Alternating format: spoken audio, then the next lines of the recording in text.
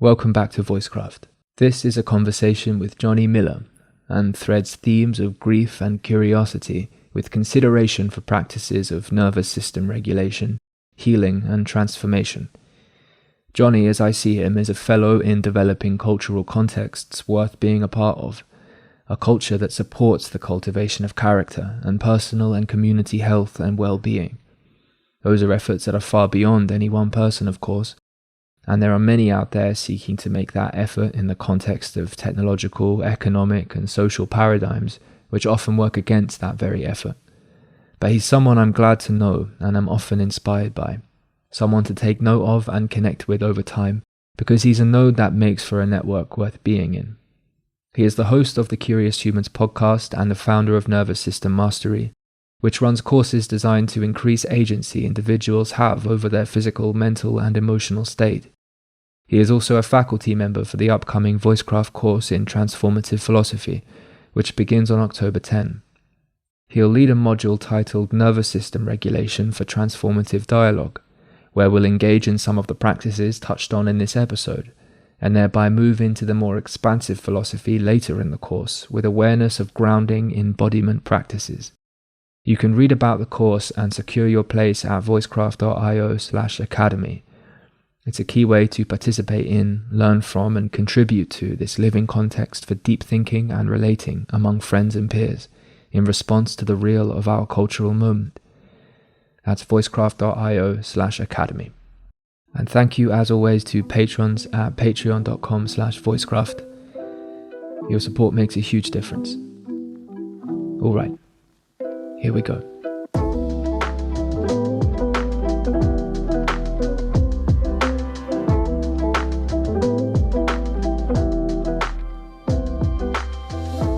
Jonny, thank you for being here. It's a pleasure to sit down with you. You're someone actually who I've always enjoyed following online because you're always exploring things, you're always trying new stuff, whether it's different types of technologies or you're learning new skills and applying that, you speak to different people. Curiosity and exploration is definitely part of your philosophy with the Curious Humans podcast and what have you. And this is an awesome opportunity for me because I'd love to ask some questions and learn a little bit about how you came to be who you are. So thank you for being here. Thank you, Tim. Yeah, it's a real pleasure to be here as well. And I've huge admiration for the way in which you weave these dialogues together and your capacity for articulation. So I'm excited and also somewhat I sense like a nervousness in me as well of this. So let's see how it unfolds. Interesting. Yeah, it's a funny thing, the recording button. I don't know if nerves is quite right. It maybe is a bit of nerves, but there's something about the effort to articulate, the effort to craft voice at the edge of where we can, with the feeling of maybe those nerves, that seems to be profoundly transformative. I think one gets to attend very closely to what it is one does actually think and from where and how one is actually grounded. But at the same time, it can sometimes be misleading because the grounding often is there and maybe we just get slightly disoriented for a moment and we can forget maybe ourselves a little bit too. And so that's all a very challenging context, really. And that's an interesting link because part of this conversation is hoping to unfold why the regulation of the nervous system matters, how we can understand that, and in what way can that afford the conditions maybe to be able to know ourselves and be ourselves and connect with ourselves more fully. So could you take me back to a time, maybe this was continuous for you, but have you felt a sense of continuity with who you are throughout your whole life? And I suppose we all have maybe to some degree, but could you remember a time when you were on a radically different track. And can you name what that track is, and can you name what that track changed to? It's a beautiful way of kind of phrasing the question. Yeah, I mean, in some ways, I was actually writing about this today. In some ways, I do feel like there was a very definitive kind of before and after moment in my life.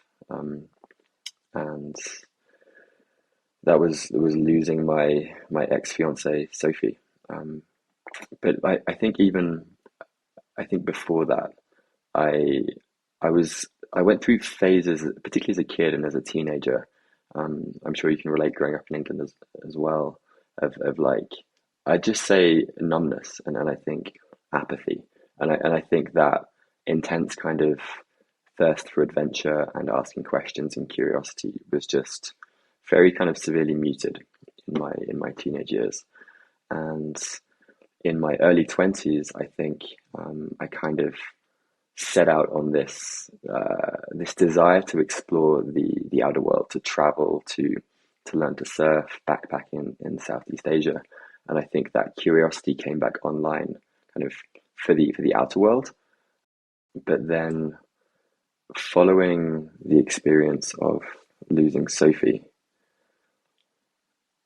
it became apparent how, I think, numb I'd been to my internal landscape and to my emotions, to my feelings, to really just numb from the neck down in a lot of ways, but not aware of it. And I wasn't unhappy in any way. I was in the startup world and I was teaching, but there really wasn't that awareness. And I think what has unfolded over the last kind of 4 or 5 years has just been a depth and appreciation for my own embodied experience and a kind of deep love for emotions and for exploring myself in that way. And I think that has led to exploring different, we could use the word psychotechnologies, be it meditation, breathwork, plant medicines, time in darkness, and just really seeking to understand my experience of life, I suppose, is the best way to put it. And that has led me to researching the nervous system and all these things that I'm now learning and sharing. Would you characterize yourself as someone who is, well, there's a word that gets used sometimes, shaman or shamanic type, someone who's more of a boundary explorer, maybe between tribes a little bit, often the type that is most likely and in some sense most capable of being with, let's say, non-ordinary states induced by psychedelics? Because it is an interesting one to me. I have met many people now who have taken psychedelics as medicine, as recreation, and over long periods of time, short periods of time. And over that time, I have begun to develop a sense of the kind of sensitivities within people that can magnify the experience in ways that really require a maturity in facilitation at the very least, and definitely a keen discernment about readiness and what have you. These are such powerful tools, such powerful modulations, let's say, of the nervous system and neurochemistry and identity and all these types of things. When did you sort of begin your exploration with, I suppose, going traveling itself? I did that too when I was quite young. I think 17, I traveled around Europe with my best friend. And that was a transformative experience. I always had a drive toward that. You seem to me like someone who is capable of really being with tension and going through the process. I'm just wondering, in your travels and in your many experiences, have you also reflected on this? Have you reflected on the different types of sensitivities within people and have you come to know yourself as, I mean, this is maybe a difficult question to ask in somewhat of a public forum, because I'll say it first, I suppose. I have known myself to be different to many people, not all. I mean, many of the people I gravitate towards themselves are often those that might tread the outlands a bit.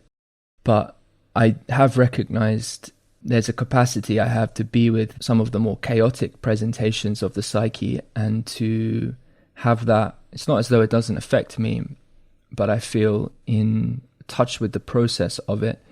And I'm just wondering if you've noticed in yourself a sense of where your own boundaries are, but also a sense of where others might be in this regard. I don't know if any of that's coming across as clear, but...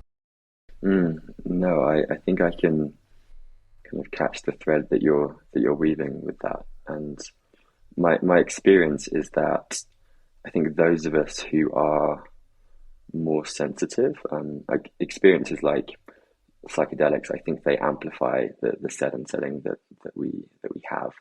And a lot of my friends, I think I would consider to be, many of them have experienced, let's say, like mental health challenges throughout their lives. And I think a lot of that comes from this increased capacity for sensitivity to both their internal landscape and the world around them. And I think that increased sensitivity is really a gift, and it can also be a curse in very kind of dysregulated situations and environments. And in terms of the capacity piece, it's an interesting question. I think of it. I sometimes think back to when I first went traveling. I flew to Australia and learned to surf, and that experience was also a real pivotal turning point in my life. I was actually quite a shy, kind of semi-socially awkward kid at school, and the process of learning to kind of feel comfortable in bigger and bigger waves, and having the courage to kind of paddle and then drop in on waves that I was terrified of and could potentially like churn me up or hit the reef or whatever it is, but then popping up okay. I think doing that over and over again gave me this sense of like just confidence in myself, and I think that then translated into being on land, and I think it really does translate to being with the bigger waves of emotion and the intensities of life. And I'm sure there's perhaps a genetic component to this as well. I think we are hardwired differently, but it's definitely something that I think has just grown through being in the presence of intensity, and then kind of coming out the other side in one piece, or if anything, grateful or stronger in some way. And that's my best attempt to answer that question. That's awesome. The very much living example of surfing and practice dropping into waves, being wiped out by them, and then also knowing the flow of them and the courage to step into the right one or stand into the right one. I think that's a really good place to circle on a little bit, because it seems as though when it comes to navigating profound experiences, navigating intensity, which is ultimately responding to the deep conditions of life and death process, and the tragedy and the comedy and the suffering and the striving of it all, the uncertainty and the unknowing and all of that, it is the case that we can cultivate capacity and character and qualities within ourselves to be able to ultimately trust and build confidence and skill in the capacity to move into an experience and to meet the challenges of life and to open up appropriately to transformation and to build relationships with others. And that wave example is something which I was using as an example when I was younger, in reflection about some of my own more profound experiences, mainly with psychedelics, but not exclusively, because there's an instance here where there's an encounter of very much a real event that if you don't respond to, you're going to be in a bit of trouble, right? The wave is going to knock you over, and you have to choose whether to swim over it. Obviously, if you're with a surfboard, that's what you do. It's rare you can actually go under it. The surfboard doesn't work like that. But if you're just body surfing, you can choose to dive under. But regardless, there's sort of an accepting sometimes when the wave is too big for you, because it is, and the timing just isn't quite right.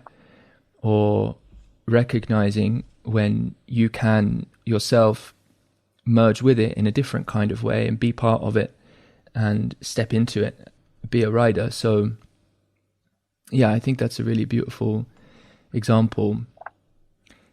What does the cultivation of your character mean to you? Who is it that you are becoming? And there's a link obviously between who you are and in some sense the fate of that, but also who you aspire to be. And maybe in particular, if that's too broad, what sorts of capacities, skills do you recognize you've been developing, and do you want to develop? Well, that's a beautiful question. What actually comes to mind is to almost extend the surfing metaphor. I don't want to drag this out too far, but I think there's something to say here, and that's when you wipe out in the beginning, there is the temptation to kind of thrash around and to kind of panic and really resist the fact that you're being held under. And as a beginner surfer, you quite quickly or slowly learn that the only way to kind of get through is to completely relax and surrender and soften to the experience. And I was listening to David White the other day, and he shared a line from Rilke that was along the lines of, winning doesn't tempt that man, but rather he is defeated decisively over and over again. And so to kind of circle back to your question around character traits and virtues, I think that courage and curiosity have been two that I've really have been very dear to my heart, and I've really sought to live by and make choices that are aligned with those two. And I think in the past few years, I've almost added I've added surrender, and I think surrender can be a form of deep courage.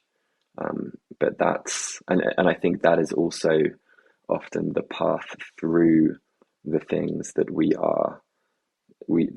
find challenging, whether it's an intense psychedelic experience or a breakup or losing a loved one. And so I think that really is something that I'm seeking to cultivate in myself and also in my work as well. Like there's less.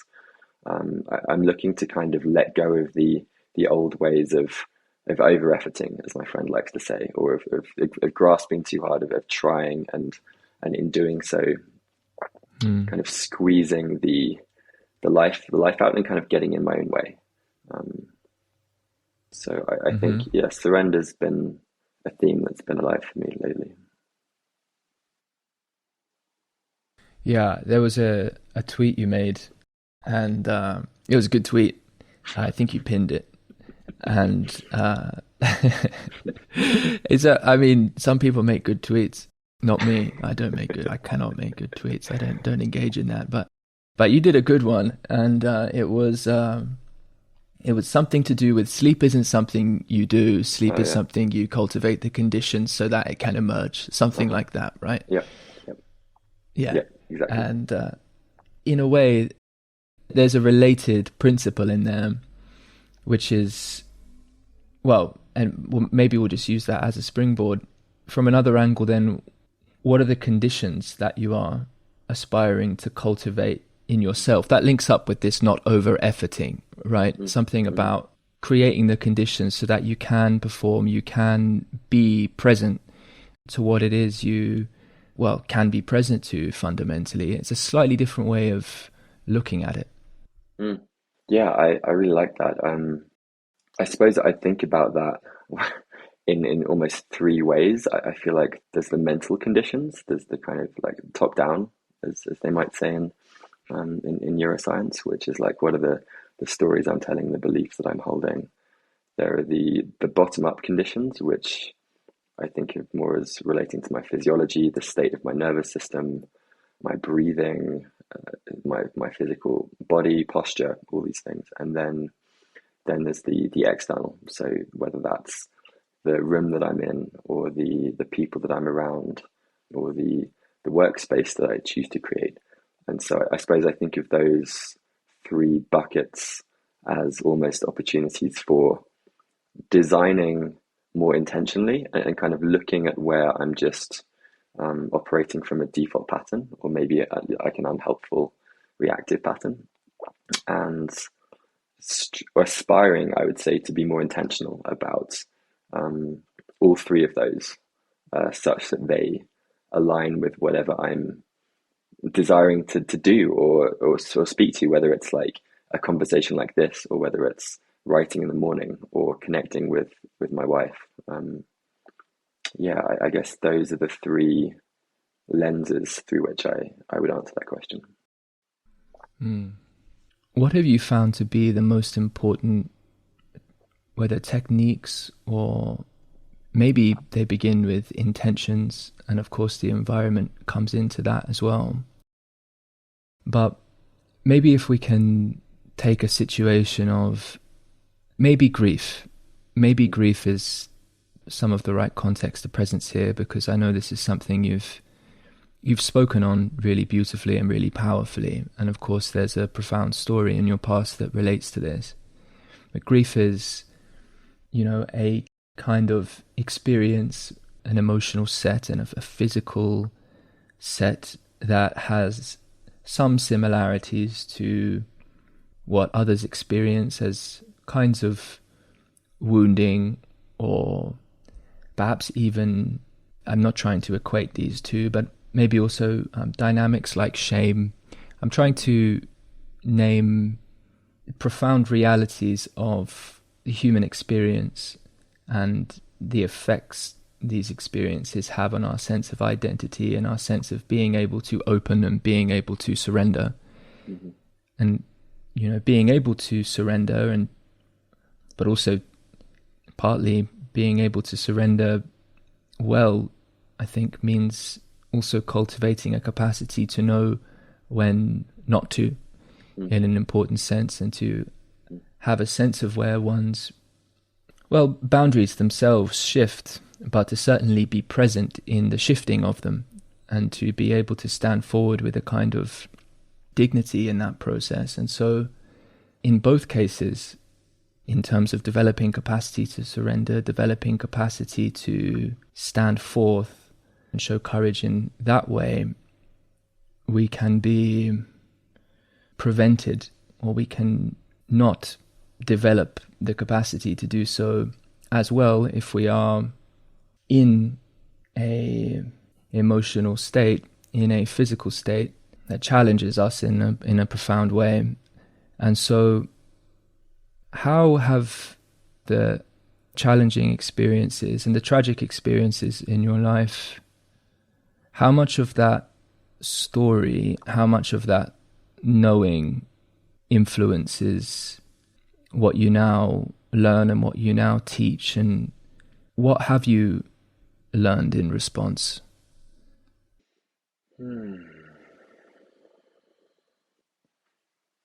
I think perhaps a way to answer that is kind of for me to go back to the moment when I found out that or I heard the news that Sophie had taken her own life, and the kind of sheer overwhelm, and there was a sense of just I think really for the first day it was almost like shock and denial, and I think that or I've come to think of those impulses as almost like very healthy protection mechanisms. And I think that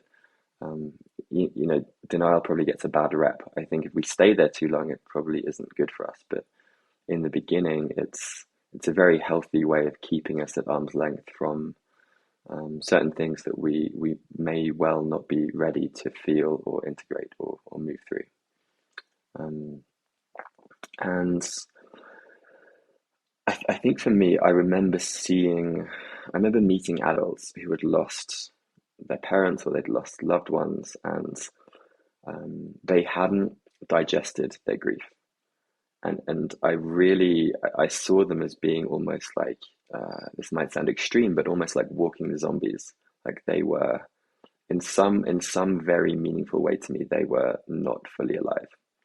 And I think honestly, that really scared me, and that really the idea of kind of living the next 10 years and becoming this shell, this husk of a human was really scary to me. And so I kind of made the decision to lean in to the grief as best I could at the time and as best I knew how. And for me, that involved I signed up for like a 10-day Vipassana meditation retreat, which incidentally I wouldn't recommend doing if anyone's going through grief. And Why is that? I think it was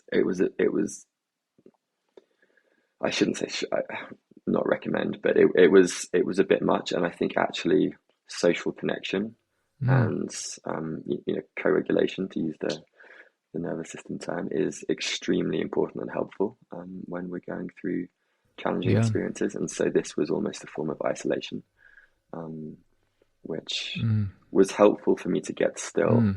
But it actually wasn't kind of conducive to really feeling and moving through the emotions. I was very much kind of in my head during that experience. And so I suppose for me, my journey really shifted when I discovered breathwork, and that for me has been my particular modality or tool for kind of exploring myself and realizing all of the ways in which I'm kinked, and also I think having a space in which I feel safe to express the full spectrum of these emotions. And with regards to grief in particular,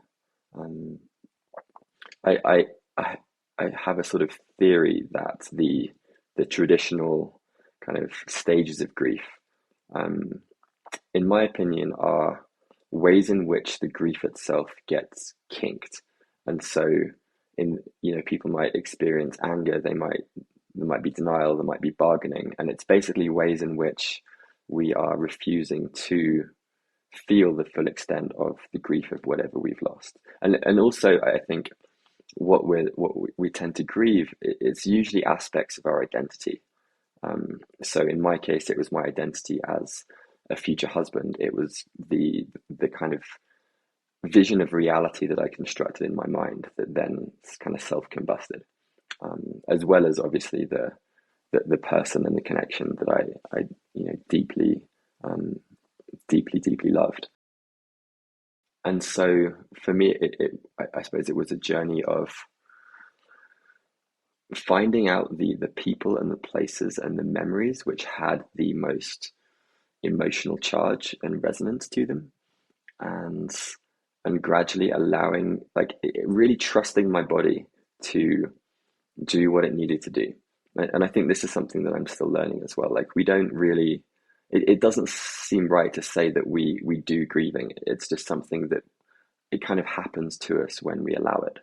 And really the only question is how much are we prepared to allow? Like, I remember saying to myself, when I was looking at her memorial bench, and this was a particularly powerful moment for me, and just saying in my mind, I'm willing, and just like, I'm willing to receive this, to feel this, to move through this, to let my body shake, wail, do whatever it needs to do. And in that kind of handing over the reins from my head to my body, there's a beauty in it. And this is also one of the reasons that I love guiding breath work is because when people are in this state where they're no longer kind of in their mind so much, but they're just allowing their body to do whatever it needs to do to feel, express, move, make sounds. There's like a real rawness and a real like indescribable beauty to that is so compelling. And what's interesting is you can see when it shifts. Like you can see when someone is feeling something, maybe they're crying, and then they go into the head, and it's no longer as interesting. It's like, oh, you're in story now. And so I guess part of my work as a breath worker and for myself is to just come back down into the sensation, come back down into the body, come back down into feeling what is alive and present, and helping people to get unstuck. Yes, I'll pause there. Yeah, beautiful. In my experience, the most profound conversations, exchanges, connections. Well, yeah, we'll just stick to conversations. The most profound conversations occur when the energy of the body is settled. Maybe they happen after an ordeal of sorts, and there's a sense of now is the time to step into speaking. And this is something that I'm really interested about exploring further. I often take care of a lot of that process for myself individually by trying to look after myself throughout the week, but I am curious about what sorts of practices could help settle energy so that people feel more capable of integrating mind into the whole of the exchange that's happening, so that perhaps that too can enter into the fold of what's interesting. I know the contexts you're speaking about are deeply therapeutic in an important sense with respect to becoming unstuck and what have you, and I totally get what you mean with respect to people jumping into the expression of narrative or concept when that can become a little bit of maybe a defensive mechanism toward revealing or stepping into a different sort of expression that isn't one they can immediately feel comfortable with because it's in some important sense slightly beyond or slightly more. There's a depth of the vulnerability there which is felt to be a step too far or uncomfortable. But yeah, I can just imagine, I don't know, some setting of, say you've been for a walk with a friend, or you've been traveling, you've been through an experience, and there just comes a certain time, maybe it's at the end of the day, where there's a clarity of voice that can come through because there's been a sort of a lived alignment and effort in the day. Do you hear what I'm saying there? Is that something you've experienced before? Because often we don't need to say very much sometimes we don't need to say very much at all to communicate what we really mean. And I am curious about how little it is possible to talk. I can definitely say a few too many words sometimes, I think. Well, what comes to mind is that usually that sense of kind of deeper connection and authenticity, authentic expression, often comes on the other side of some degree of intensity. Whether that's a group experience, whether it's like maybe it's like I mean, speaking personally, if say my wife and I are going through some kind of argument or challenge, like often we'll both say the things, we'll like both get angry or do whatever the thing is, and then as long as we stay in connection, that energy will kind of settle and this sense of spaciousness kind of arises. And in that spaciousness is usually a sense of there's like like we're dropping more into our like ventral tone, to use nervous system speak, but it's where we feel more connected, we feel more at home, we feel safer. And often we have deeper access to that on the other side of some kind of like sympathetic activity. You know, what's coming to mind for me is it's a funny way to relate to it, really. It does feel like, and perhaps it's for me at this moment in my life, but I would venture to say it's something that is quite widely experienced, that the pull of events and responsibilities, and obviously it would be a trivial but extremely important thing to say, our relationship with technology and the states we generally, perhaps unconsciously, cultivate in ourselves, are states that themselves are quite intense, certainly not in that more relaxed ventral tone that is open to a certain kind of social interaction.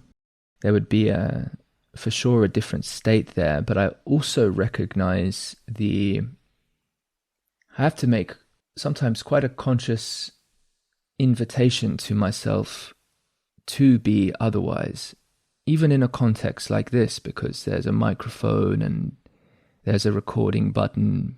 And the reality is that I can, as I often have, often the podcasts, I would pause for 20 seconds, and in the network sessions we have, there's a lot of silence. But the silence can really inform and really speak. And I think often when I speak, it's to invite a bit of the silence by talking, which is, contradictory. But there's no podcast if it's just silence, right? and so there's a sense in which I could be so much more an effective communicator in terms of words spoken, per point, if there was just like long periods of silence. And I know it would be welcome for us both to be in silence here. But that is, I don't know how that's going to sound to people. I think many who listen to this podcast and participate in the network will totally feel what I'm saying here. But I think there's almost something alien about pausing consciously and making an effort of that and returning to the breath when speaking with someone, because of the pace that we're a part of. And there's a sense of, well, aren't you ready to pitch? Aren't you ready to say what it is you have to say? And when it comes to being with what is the depths of it, there's a necessity of giving it the space it needs and to creating those conditions of spaciousness. So this is all, in some sense, again, an invitation to myself, that almost performing an active state change. And I think we can come into more consciousness about ways of doing this. I was going to say functions, it's all a bit machinic, but movements in interaction, it feels like far more than new terms. It is a breadth and depth of protocol. Again, is another one of these words which doesn't quite capture the sense and the richness of it, the richness of presence together, and the richness of relating to potential together as well. But it does seem like more than words, more than language, increasing our breadth and depth of capacity to regulate our state together, regulate our openness to seeing and our openness to feeling, so that we can think with more clarity about what matters. That seems to be profoundly important. So thank you for allowing me to find my way there And I think I just found my way somewhere quite valuable. And I hope for people listening that can be heard as almost like I'm trying to perform that. It's not that it isn't authentic and real. I'm trying to slow down and now name a process that I think is deeply constitutive of transformative interaction with people, and the criticality of affording each other the space to allow that kind of process to unfold, because we have so much richness to share. We have so much knowledge. We have so much knowing. We have such a deep-rooted connection to what matters, of course, to ourselves, but also a little bit more mystically than that, a little bit more beyond just the prism of a narrow sense of self. I think maybe I'll pause there and just say, Jonny, obviously, if there's anything you'd like to comment on there, but also I am looking to ask, what are ways that you've learned, ways that you yourself have recognized create the conditions for openness to the kind of exchange, openness to the kind of interaction that matters, that is deeply meaningful? Yeah, so firstly, I just like to reflect back that I think you really perfectly nailed what I appreciate about your conversations and listening to as many of the podcast episodes that I have, that there is this kind of real time tuning into and almost using words and language to tune into what is the thing here, what is the aliveness, and there's almost not a fear of taking the time to do so. And I know that in myself, like I have a podcast, and I will all too often default to the question that I'd pre-written, like, the week before, as opposed to like fumble my way through the thing that is actually there and present that wants to be said. So I just wanted to kind of thank you for demonstrating that to me. It's almost like it's a very different and I think more courageous way of relating.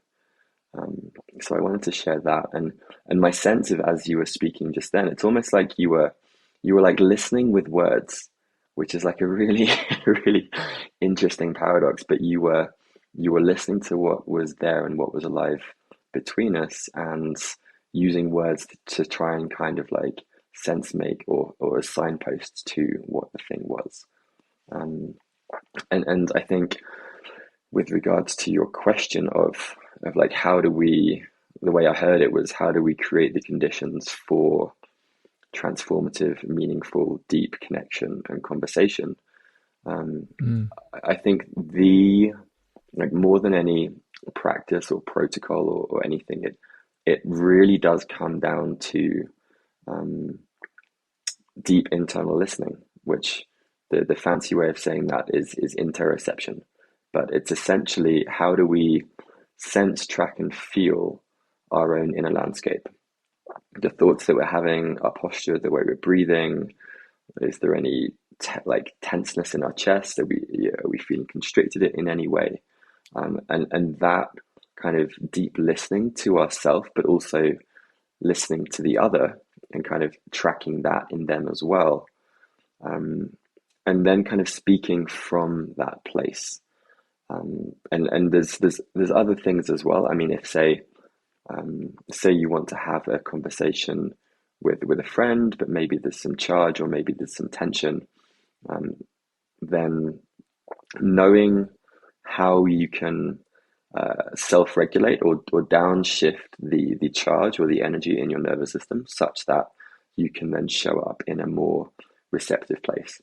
Because when we're in this kind of, even like a low level fight flight sympathetic, our attention is narrowed, it's harder to listen. It's kind of scientifically shown to be very hard to socially engage with others when there's even kind of a low level of stress.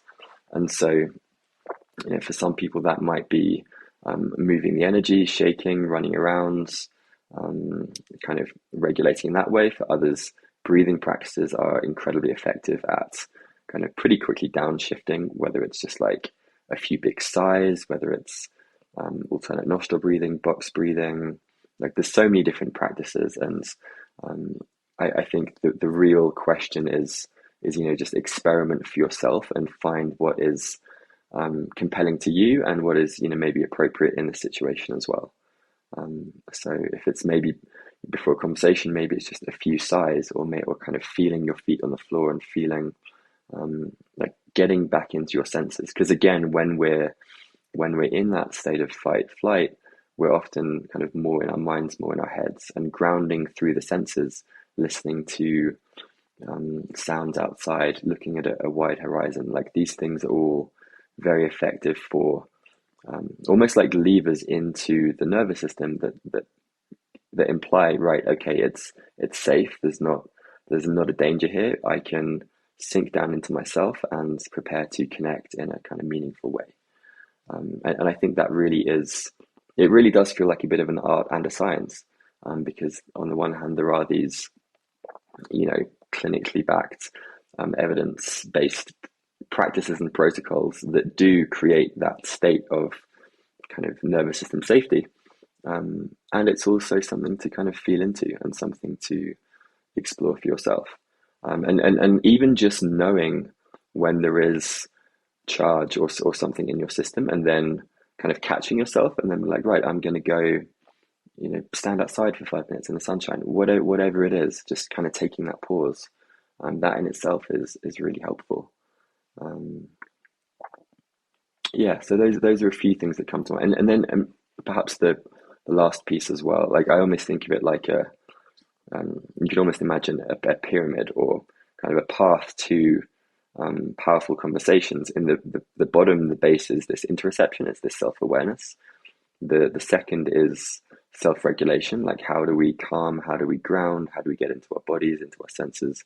And then the final is emotional fluidity, which is essentially like how do we just allow whatever's here, and say if there is, let's say there was sadness, like can I just allow and be with the sadness and allow it to come through. And that, if we were having a conversation and tears emerged, I imagine that might, create even more connection, as opposed to me pressing that down and pretending it wasn't present. So those are some thoughts. But I'm really curious to hear your perspective on this too, because I see you as someone who has kind of mastered the art of creating spaces for truly transformative conversations. And so I wonder, what are some of the things that you've noticed about the conditions present in the conversations that have felt most meaningful and deepest? Thank you. And so I think one key thing we could put in the category of what I'm noticing in others and the external context, if we can say, and then another would be an awareness of my own state and capacity, the relationship between invitation and then fulfillment. So, first of all, developing a sense of if someone is actually open to engage. And that is an extremely subtle thing. I wouldn't necessarily know off the top of my head how to characterize that. I could list off a whole bunch of different markers which might apply to some section of the population and not to others in terms of gauging their openness. But there is an interpersonal intuitive sense which is possibly something which must be cultivated through doing fundamentally, rather than in abstraction alone. And so the invitation that is being made, whether someone's open to receiving an invitation, and then whether I myself am committed to being present to the response, the intuitive perception of those things, and that can be all manner of kind of playful as well as serious and deeply intense as well. I think probably quite fundamentally, to the degree one is clearly open to intensity such that there is a feeling of welcomeness in the other feels a kind of welcomeness to go there or to go wherever they feel they're drawn to, so that they won't be too much. That's quite crucial. And I do feel that that is something which ends up being cultivated. And I think that's partly what facial expression and voice and all of that, part of the ensoulment, to use Zach Stein's term, in terms of the qualities of character, the qualities of personality in some sense, the soul as it etches itself into the face and stance of someone, into the feeling of what it is to be in presence with them. Presence, fundamentally. A presence which is open, but there as a force, open to exchange, but is participant in exchange. That's exciting, I think, when you meet someone like that, someone who's open to exchanging in that way. And so, in terms of what gets us there, I think all those tools, dispositions, intentions, practices, you named, those virtues of courage and curiosity. It's funny you say that, because those are such, and surrender to, these are all such themes that have been presenced by many people I've spoken to who are themselves undergoing a process of trying to understand from the inside out what it is to be in transformative interaction and what it is they value. And so I think you're speaking to something archetypal there. I think these are really, really profound sets, ways of approach. And I would say, though, on the other side of things, there are, of course, a few different kinds of transformation. You know, there are transformation which we might aspire to. And for me, I use the term loving transformation for this. I think there's also a kind of transformation which is, let's say, a little less loving, and it's one that can come at the cost of a type of a wound and an abuse and a breaking, and fear interplays with it really interestingly. And so I think there's definitely risks to opening to new ways of seeing, opening to the presence of another as well. And so the kinds of transformative interaction I hold myself to and desire are ones where there is a mutual call and response toward that deepening. And I've often made errors, not in an abusive sense or a manipulative sense, but there are ways which I've broken the shared weaving of the spell of a really meaningful exchange because I've gotten so enthusiastic that I've jumped too high too quickly, right? And that could come across as something maybe that's too conceptual, or it's layering on another thought after another thought and deepening and expanding and offering another perspective and another perspective. And all of a sudden there's too much there that's been offered, that now a continuity of handhold, a continuity up that spiral staircase doesn't feel as possible, so that we can both remain in some sense with our feet rooted in the ground in a deep sense of remembering what matters to us, but that feeling of our being involved also in the context of stepping into, metaphorically, a fundamentally novel way of perceiving. Because if we just go straight up novelty without grounding, then it's not even clear to what degree that is.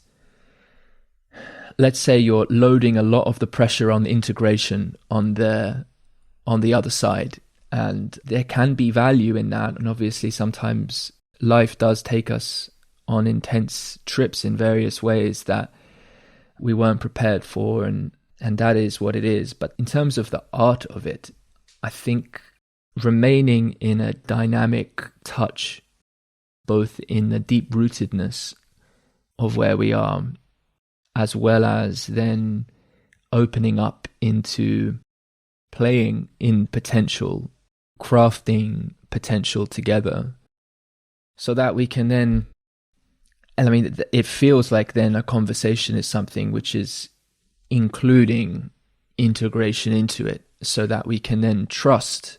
I mean, I think that's probably what would be the kind of relationship that, you know, you have a conversation with someone every year, or maybe every 6 months, every 2 years.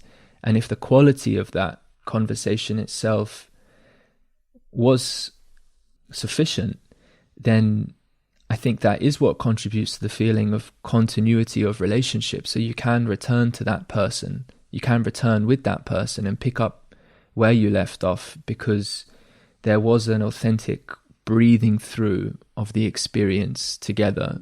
There was an inhabiting of territory together, and there was a knowing of it in a way that was capable of being metabolized, used the word digest before, by the body. So it is this interesting balance, and a concern and watching my own enthusiasm and making sure in some sense that the curiosity remembers as well a care to be present with who it is I am with and the various constraints.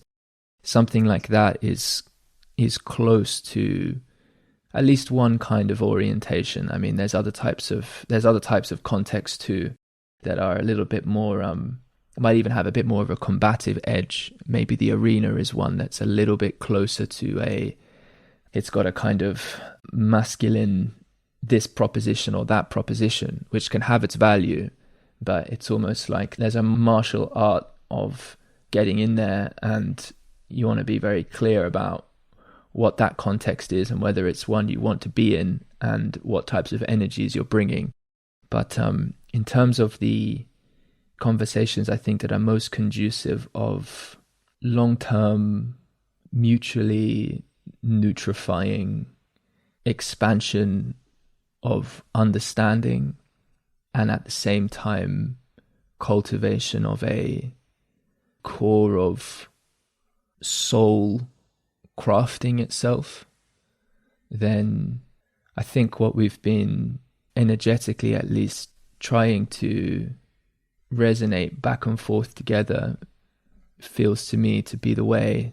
So I'm curious what you heard in that, really. There's probably so many more things I could say, but that's something.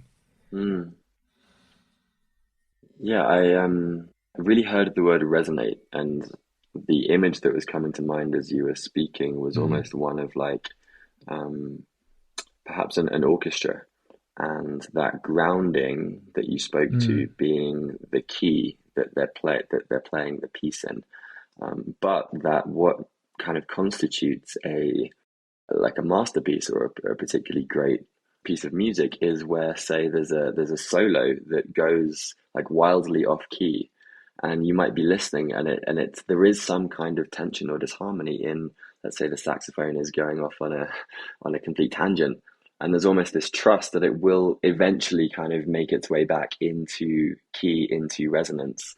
But what is so captivating is that it kind of goes off and then comes back in. And I think that's what you were kind of speaking to in that tension of like with your curiosity, not wanting to go too far off that you lose the audience entirely, or you lose the key, but trusting that you find your way back. And I wonder what is the conversational equivalent of that key? Is it like the shared inquiry, or is it the question that both participants are trying to live their way like into? There could be a few kind of mutual grounds there. That is a great question. That is a really great question. I think it's a complex of multiple factors, and I wonder if almost earlier on in the conversation you spoke about sort of environmental settings, and then there were practices, and then there was it intentions, that were part of how you looked at creating the conditions for whether it be sleep or something like that. Did I have those categories right? Yeah, so like mental, physical, environmental. Right, yeah.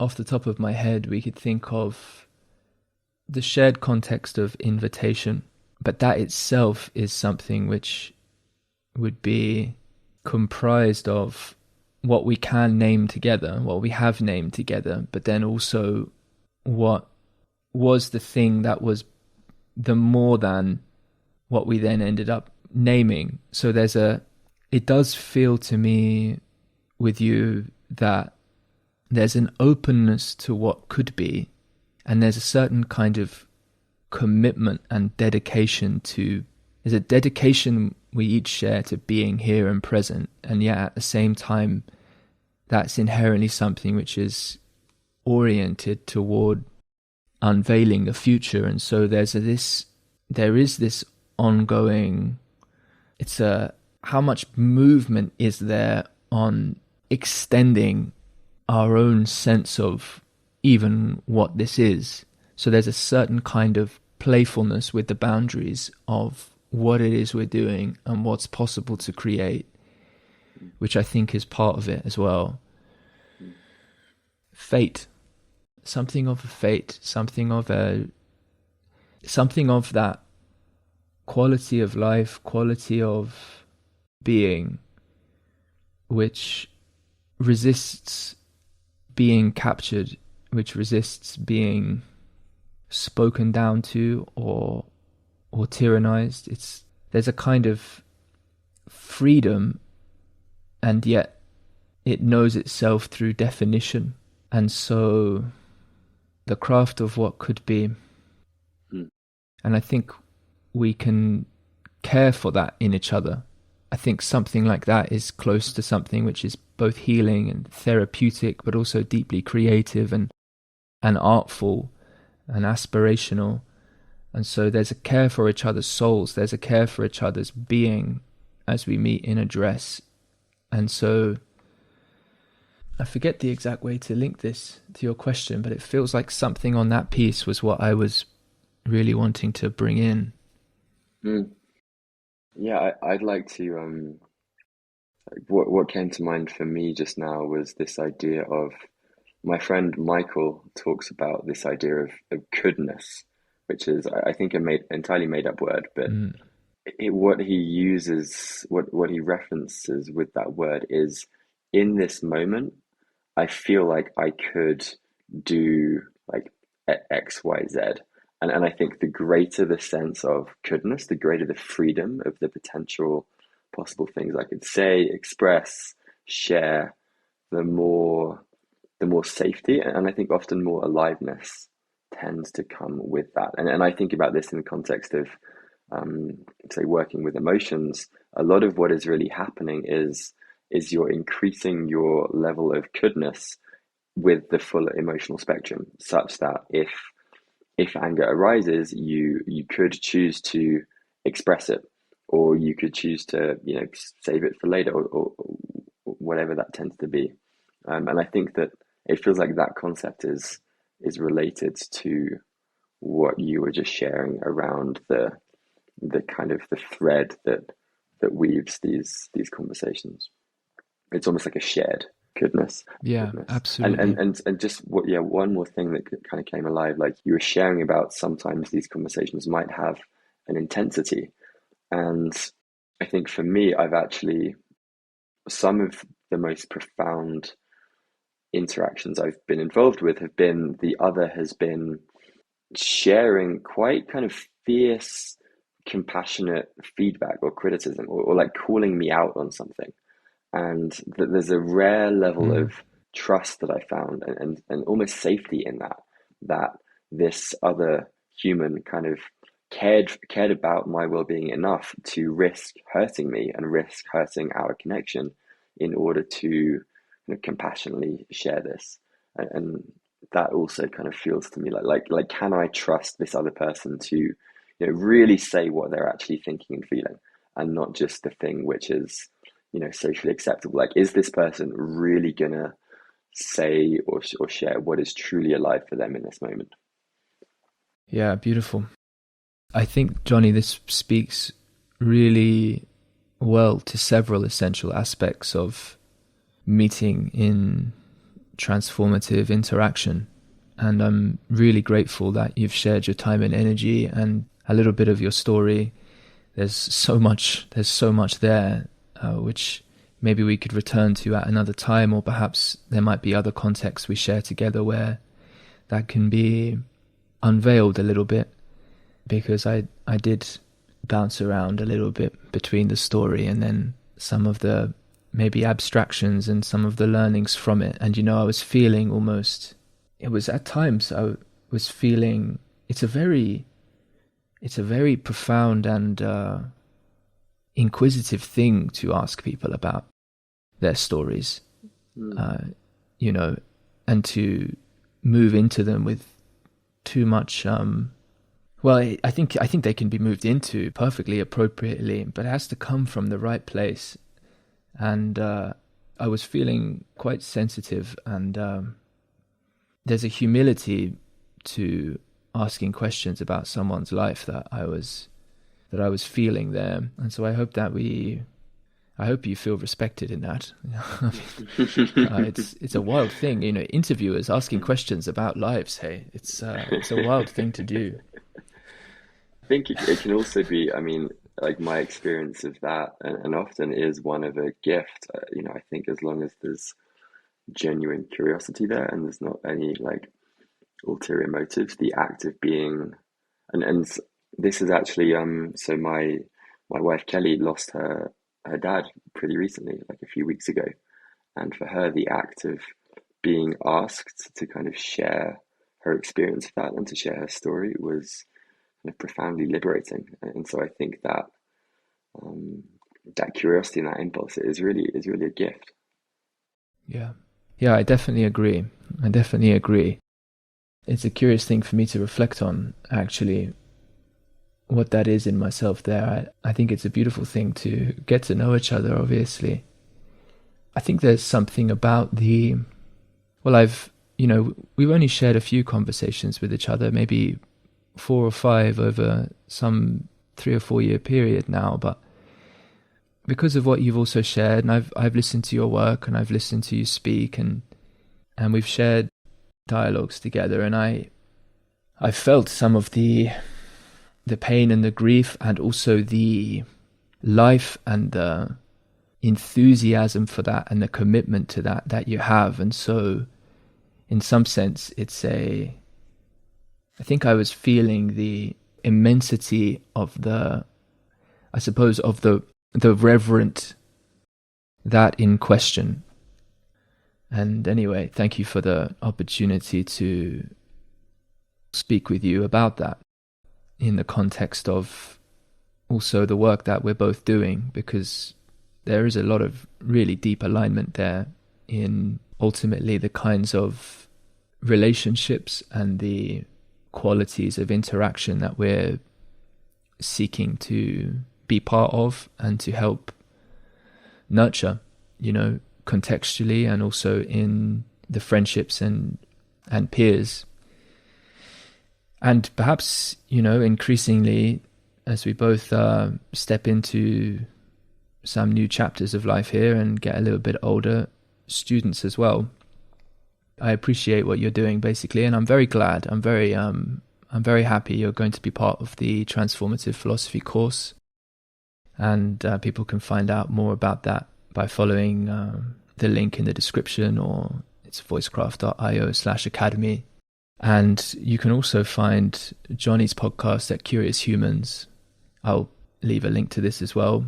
And then also Nervous System Mastery. So, Jonny, maybe because we did look at closing this up about an hour and we've gone over that a little bit, if there's any closing words you'd like to offer, if there's anything I've said or anything unrelated you just want to touch on. But I'd be curious to hear a little bit more about what Nervous System Mastery is, because that does relate quite specifically to the teacherly role you'll be playing in the course. So thank you, really, and just over to you for some closing words. Well, Well, thank you, Tim. Yeah, so I guess briefly, what I'm attempting to create with this course with nervous system mastery is a learning container in which we can come to understand our own bodies more fully, and the way in which our nervous system kind of actively shapes our reality, and hopefully with practice cultivating greater agency and sovereignty over our states as opposed to feeling hijacked by whatever our surroundings or stories are.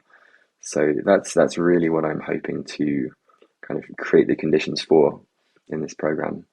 And then the only other kind of closing thought or closing remark was just a deep appreciation for you and for the work that you're doing. And I've really like truly valued each of the few conversations that we've had, and I feel this renewed sense of like it's funny, before we hit record we were talking about this experimental mindset, and I think that you have this powerful capacity to experiment in real time, and bringing me and others into that space, it feels like there is an invitation for us both to be surprised by what emerges, and perhaps for genuine insights to emerge from that space as well. And so yeah, I just wanted to end on a note of gratitude. I'm very excited to be part of this upcoming course of yours and anything else that you turn your attention to in the future. Thank you, brother. Thank you.